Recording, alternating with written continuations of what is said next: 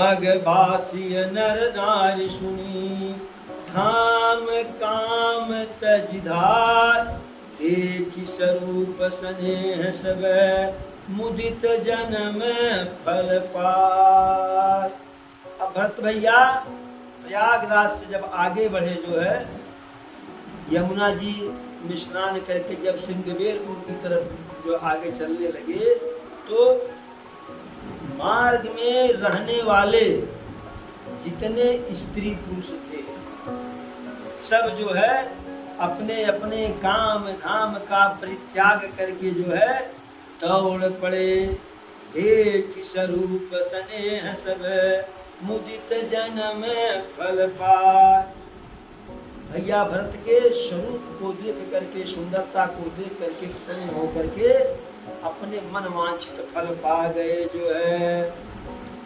अब चर्चा हो रही है आपस में, जो देख करके आए दूसरे से कह रहे हैं, अरे कहीं सपे मैं एक एक पाई, और राम लखन सखी होई कि नाही, पय बपु बरनु रूप सोयाली, और शील स्नेहु सरिस समचाली।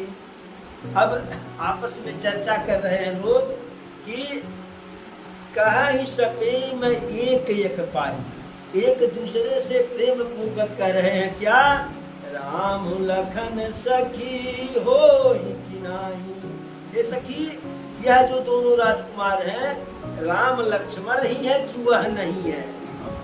क्यों ऐसा कह रहे हैं? भय बपु बरन रूप सोयाली, उम्र भी वही है, रंग भी वही है, और सुंदरता भी वही है, और चाल भी वही है, स्नेह भी वही है, शील भी वही है। क्यों? क्योंकि प्रभु श्री राम के जैसा हुबहू जो है भैया भरत थे, और लक्ष्मण भैया के जैसे बिल्कुल शत्रुघ्न थे, तो वही तो नहीं है। तो फिर आपस में चर्चा हो रहा है, अरे बेसुन सो सखी सियन संगा, और बेसुन सो सखी सियन संगा, और आगे अयनिय चलिए चतुरंगा।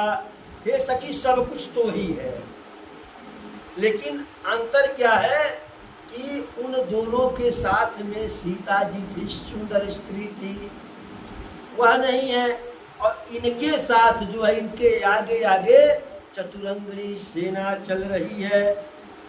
दूसरी कहीं और एक भेद है, क्या? नहीं प्रसन्न मुख मानस खेदा, और सखी संदेह हो ही यही भेदा। हे सखी, जब राम लक्ष्मण गए थे तो उनके चेहरा पर कोई उदासी नहीं थी, एक तरह से प्रसन्नता थी, लेकिन इन दोनों राजकुमार के चेहरे पर उस प्रकार का तेज नहीं है, और मन इनका उदास है। इसी से संदेह होता है, अन्यथा यह दोनों भी वही राम लक्ष्मण हैं